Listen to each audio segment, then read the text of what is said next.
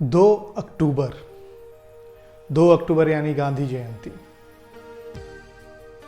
गांधी जयंती मतलब गांधी जी का जन्मदिन, ये तो सबको याद है।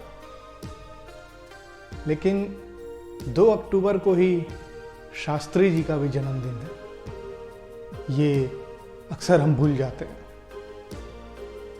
वही शास्त्री जी जो हमारे आज़ाद देश के प्रथम प्रधानमंत्री जवाहरलाल नेहरू के देहावसान यानी मौत के बाद प्रधानमंत्री चुने गए, और केवल इसलिए चुने गए क्योंकि उनकी छवि साफ सुथरी थी। साफ सुथरी छवि होने के कारण उनको देश का द्वितीय प्रधानमंत्री चुना गया 1964 में। लेकिन लाल बहादुर शास्त्री जी को याद हम बहुत कम करते हैं, केवल उनके जयंती पे ही हम लोग याद करते हैं। जबकि लाल बहादुर शास्त्री ऐसे प्रधानमंत्री थे जो पूर्ण रूप से जमीन से जुड़े हुए थे, जो जवानों और किसानों की भी बात करते थे। बात 1965 की है, जब अभी अपना देश चीन से युद्ध हारा ही हुआ था। 3 साल पहले 1962 में चीन से हमने एक युद्ध हारा था। सभी को लगा, पाकिस्तान को लगा कि भाई भारत की जो सेना है वो मुकाबला नहीं कर सकती है, इसलिए पाकिस्तान ने रात को 7:30 बजे जब हवाई हमला शुरू किया, उस समय राष्ट्रपति को फ़ोन किया गया और राष्ट्रपति ने आपातकालीन बैठक बुलाई, जिसमें तीनों सेना के अध्यक्ष थे। प्रधानमंत्री लाल बहादुर शास्त्री जी थे, जो कि थोड़ी देर से पहुंचे। जब सेना अध्यक्षों ने पूछा कि सर हम क्या करें, तो उन्होंने कहा, शास्त्री जी ने कहा था, आप देश की सुरक्षा कीजिए और हमें बताइए कि हमें क्या करना है। लाल बहादुर शास्त्री जी बहुत बड़े गांधीवादी थे, गांधी को आदर्श मानते थे। गांधी के तमाम आंदोलनों, दांडी यात्रा हो, असहयोग आंदोलन हो या फिर भारत छोड़ो आंदोलन हो, सब में उन्होंने भरपूर साथ दिया था, भरपूर सहयोग किया था। जब गांधी जी भारत छोड़ो आंदोलन शुरू किए 1942 में, तब शास्त्री जी ने उन्हें बहुत सहयोग किया। और गांधी जी आगा खां पैलेस में नज़रबंद थे। वहाँ यरवड़ा जेल के पास, यरवड़ा में ही शास्त्री जी भी 11 दिन नज़रबंद रहे और वहीं से नज़रबंद होकर अपना सारा कार्यक्रम किया और 11 दिन बाद गिरफ्तार कर लिए गए।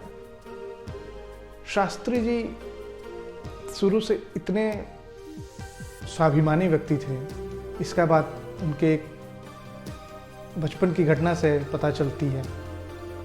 जब गांव में एक मेला देखकर वो जा रहे थे, दूसरे गांव से मेला देखकर अपने गांव को जा रहे थे, तो बीच में एक नदी पड़ती थी।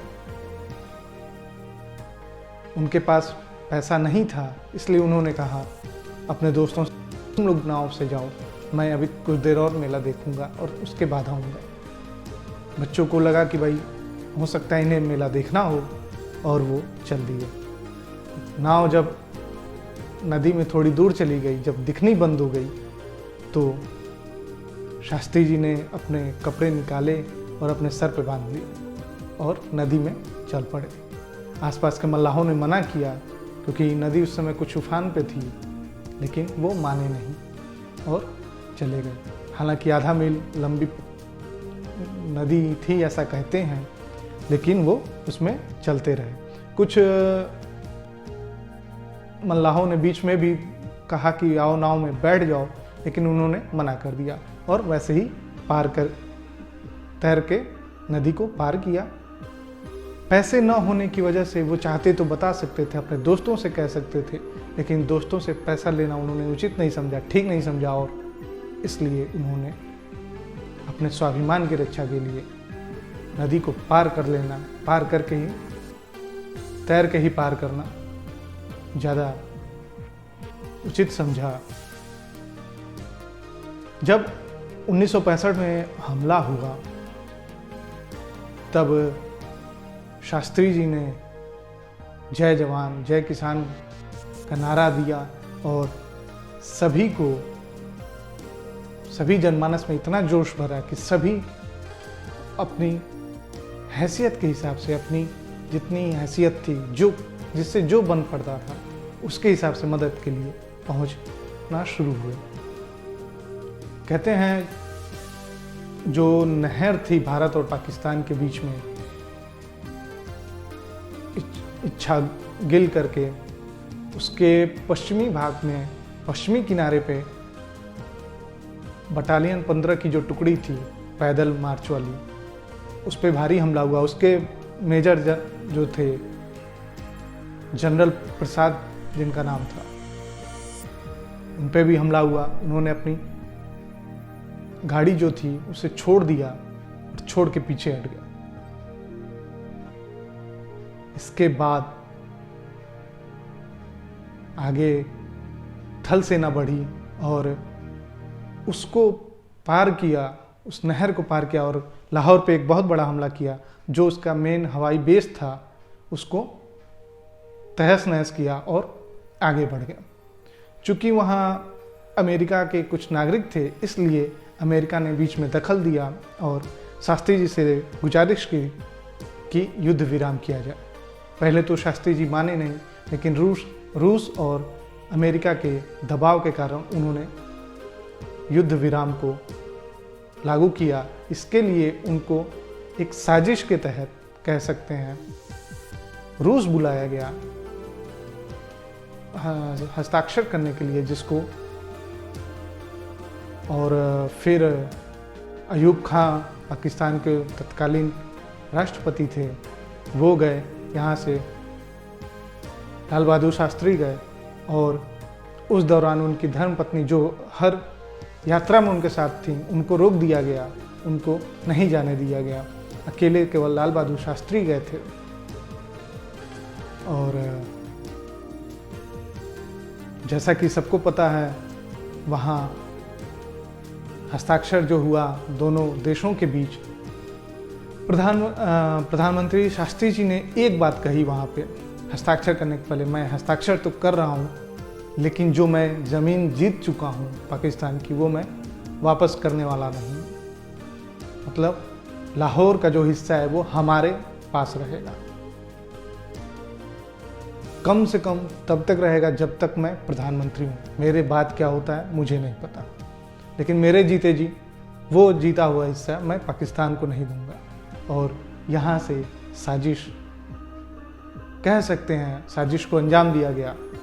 और जिस दिन उन्होंने हस्ताक्षर किया, उसके अगले दिन, उसी रात को कह लीजिए या अगली सुबह, उनको कहते हैं हार्ट अटैक आया, जो कि हार्ट अटैक था या जहर देने से मृत्यु हुई, ये आज भी एक रहस्य बना हुआ है। और इस तरह 11 जनवरी 1966 को भारत के लाल बहादुर शास्त्री हम सबको छोड़ के चले गए। प्रधानमंत्री शास्त्री जी की ही देन थी ये जो हरित क्रांति हुई, श्वेत क्रांति हुई, ये इन्हीं की देन थी।